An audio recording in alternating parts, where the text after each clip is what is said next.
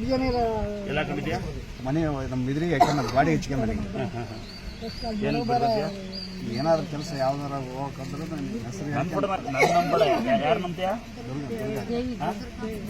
ನನ್ನ ನಂಬರ್ ಯಾರು ನಂಬ್ತೀಯ?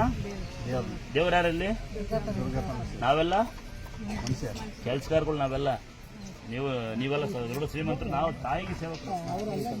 ಗುರುಗಳಾಗ ಸ್ವಾಮಿರಾಗಕ್ಕೆ ಲಾಯಕಲ್ಲ, ಗುರುಗಳು ಸ್ವಾಮಿರಾಗಬೇಕು. ಅಲ್ಲಿ ಕೋಪ ಬರಬಾರ್ದು ಅಂತ, ನಮಗೆ ಕೋಪ ಬಂದೇ ಬರುತ್ತೆ. ಯಾಕಂದ್ರೆ ಯಾರು ವಿಷಯ ಇಲ್ಲ ಕೋಪ ಬರುತ್ತೆ, ನಾವು ಸ್ವಾಮಿರಾಗಲ್ಲ. ಅದಕ್ಕೆ ನಾವು ಸ್ವಾಮಿರಾಗಿಲ್ಲ, ತಾಯಿ ಪರ ಸೇವಕರಾಗಿದ್ದೀವಿ. ಆಯ್ತಾ? ಜೀವನ ಚೆನ್ನಾಗಲಿ, ನಿಂದೆ ಆಗಲಿ, ಆದಷ್ಟು ಇಲ್ಲಿ ಕೇಳ್ತದೆ.